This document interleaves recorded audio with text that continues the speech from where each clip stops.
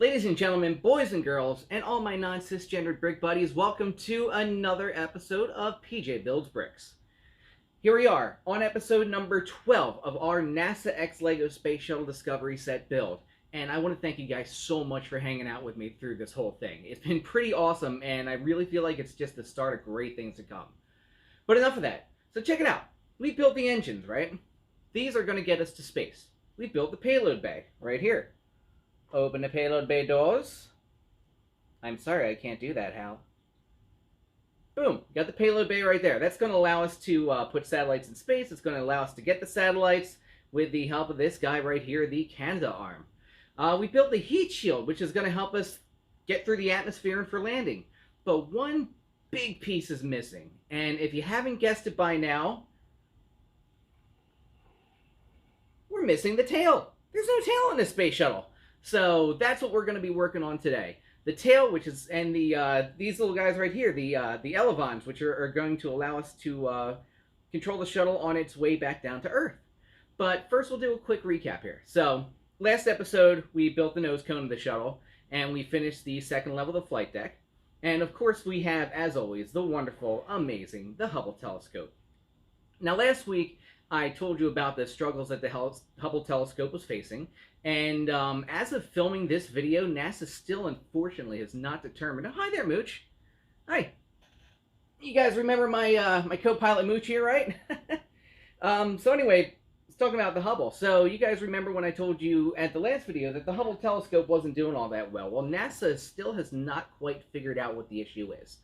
They're still working through their processes, figuring things out, but what they think they're going to need to do is switch over to some backup systems, which they're hoping are still good. So the plan right now is going to be to review the process that they'll need to do to switch over to the backup system, and even run a simulation just to see if this can be done. So fingers crossed, hopefully everything's going to go smoothly, and they'll be able to repair the Hubble. You know, let's all sit here and remain optimistic, and send good vibes and positive energy to it, and hopefully they can figure it out. Now, tonight's build beverage right here is my usual, going old school with it, Kraken and Coke, so hits the spot. Cheers, everybody. And without further ado, right down to the world-famous build surface. Alrighty, and just like that, we are on the world-famous build surface. Today, we're going to be working on, as you can see, bag number 15. This bag's going to have 55 steps and 124 pieces. And I am also pleased to announce that we have a brand new sponsor this week. Wow. Oh, this is going to be interesting. So this is for a place called Lord Toby's Toe Beans Tavern. Oh, wait a second. Where did that music come from? And the background changed too? Mooch, there's some weird stuff going on here. You might want to go. Wow, that's interesting. That's like a whole package they got going. Alright, so, oh, they also want me to read it in a voice. Okay, well. Jeez, thank the maker I took that acting class back in college. Alright, here we go. Lords and ladies, have you ever wanted to be transported back in time to a medieval tavern? Of course you have. Have you ever wanted to be transported back in time to a medieval tavern run by cats? I bet you didn't know you wanted to until right now. I present to you, Lord Toby's Toe Beans Tavern.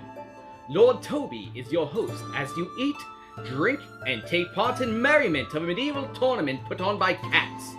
Choose your section wisely and cheer on your fluffy furball as they compete in ancient cat games such as chasing the laser pointer, knocking the tankards off the table, butthole licking in front of guests, and the most exciting and dangerous game in all of catdom, hairball jousting. Ooh. As you see, this could be one of our participants, but not likely because it is the Mooch. And the Mooch is not one of the following knights that you could pick from. Altair the Astounding, Feifei the Fabulous, Puffball the Purple, Mittens the Mighty, and Mr. Tibbles the Terrible. They will all compete to see who will receive the ultimate honor of presenting Lord Toby with a dead bird that's been sitting out in the garden for about a week now. Experience the power, the passion, the pageantry, and watch the fur fly at Lord Toby's Toe Beans Tavern. call 1-800-FURBALL for reservations. Use offer code BREAKBUDDIES for 10% off your reservation. Oh my god. That sounds absolutely adorable, and I know exactly what I'm going to be doing as soon as I finish up with this video. That is amazing, but hey, can't get finished until we get started, so let's get to work.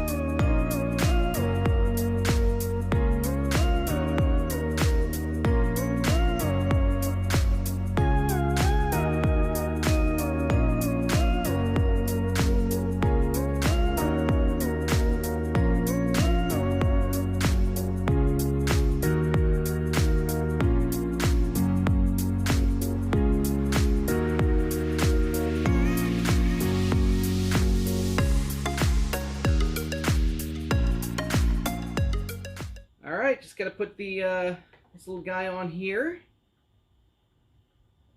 It's harder than it looks. Some of these plus pieces there are a little hard to get lined up.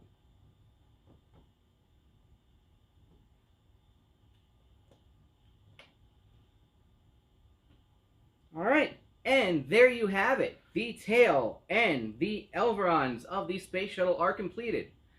So, here we go. As they say, what goes up has to come down eventually, right? So, right now we're going to talk about landing the space shuttle. So, going to space, as you know, is pretty dangerous. I mean, several years ago, a bunch of dudes decided it would be kind of a good idea to strap another dude to a bunch of explosives using fuel that's hot enough to melt more than steel beams, and using engines that make a sound loud enough to vaporize a friggin' bird. I mean, then, next thing you know, these folks go up into an environment that is more cold and more inhospitable than my ex's bedroom. But hey, woo, alright, we're in zero-G floating around and doing science stuff. But, how do we get them down? Mooch, do you have the answer to that? No? Y'all, you know what? I will tell you the answer to that, Miss Mooch. Well, before the space shuttle, there were capsules. So the Russians decided one of these things. They decided that, Comrade Astronaut, you're going to be falling from 122 miles above the Earth, and you're going to land on the ground, because you are tough, like a Russian bull. Actually, the reason for that is that they landed on the ground was because Russia is a big landmass, not a lot of water there, and so they didn't really have a big landing target. They also didn't have much of a navy for recovery operation. United States, on the other hand, you know, Cape Kennedy is right down there on the east coast of Florida, right on the island. So you have the big old Atlantic Ocean for everybody to land on. So they used to take their capsules through the Mercury, Gemini, Apollo program, and even through now today with SpaceX. Jeff Bezos is going to do it that way. ULAs land in their capsules that way. They land in the water, and so somebody goes out, picks them out of the water, and brings them back to land. So much safer landing, in my opinion. But I mean, it still kind of hurts when you hit the ground. But obviously, the space shuttle did not land in water. So as you can clearly see right here, the space shuttle is designed like an airplane. Now, in the next video, I'm going to talk more about the deorbit procedures, but for today, we're going to pick up right where the shuttle has already breached the atmosphere and has begun its descent. So in terms of geography, right now, assuming, of course, we're landing at Kennedy Space Center and not the primary backup site at Edwards Air Force Base, the shuttle is going to be at an altitude of about 80 miles and 5,000 miles away from Kennedy Space Center. At this point, too, it's also going way faster than the speed of sound. And the shuttle's computers are doing all the work. So what happens is that on its descent, the shuttle, of course, is autopilot. It does a series of maneuvers. So it does two things. It does side-to-side rolls going like this, and it almost tips to 80 degrees. So that is dang near vertical.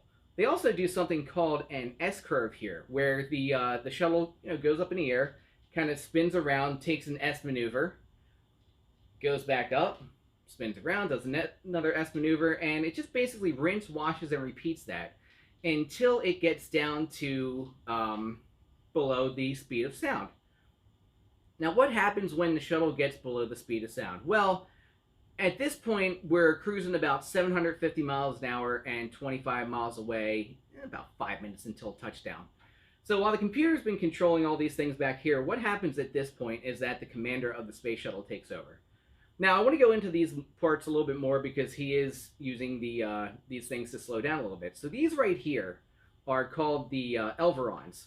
Now, it may sound like a combination of two words you've heard before, elevator and ailerons. On your regular airplane, you have definitely seen these. So you have your elevators, which are usually on the wing. Or I should say tails. So most tails have a little bit of jutting out on these sides. And the elevators sit there. They go up and down, which allows the airplane to go up and down. And the elevator controls that. And of course, you have the ailerons, which are on the wings. I promise you, you've seen them. Those are usually the little flaps-looking thing that go up and down. Those control the side-to-side movement of, or I should say the roll of the airplane. But on the space shuttle, of course, they don't have that extra bit on the tail there.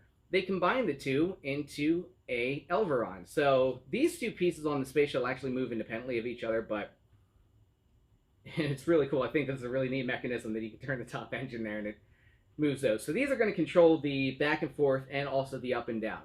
But what also comes into play during the landing, the manual landing portion, I should say, is this right here, the rudder. So this is really cool, and I'll tell you in a minute why. So right here, you can see the rudder goes back and forth, right? It's going to control the space shuttle, kind of moving almost on a flat plane like this. Okay, so the shuttle's coming down. Move my drink there. Shuttle's coming down. We're about, let's say we're going about 2,500 feet away from the ground right now. So at that point, what's going to happen is the landing gear, if I can get it, there we go, it's going to pop into place, and the shuttle's going to do something called a flare maneuver. Now, Mooch, you're going to have to move for this one. So the shuttle's coming down about 20 times faster than your average airliner. It's right here, and they perform this flare maneuver. Now, what that does is it tilts the shuttle into a motion like this, which, if you've ever sat kind of, especially in the back of an airplane where, I have to say because I'm broke as a joke, you see the nose of the airplane kind of go up in the air. So that's called a flare maneuver. And what happens is that it allows the space shuttle to hit back wheels first, roll along like this for a little bit, and next thing you know, front wheels touch. Now, once the front wheels touch, they go for a little bit. There's a parachute out here that pops out the back. But what also happens, which is really cool, is these pieces right here. Now, not only is this a rudder, but this also functions as the air brake. So what happens is that it splits open like that. See? And the air just kind of hits that and slows down and hits the brakes. If you've never seen the shuttle land before, it looks really cool. It looks a little bit something like this.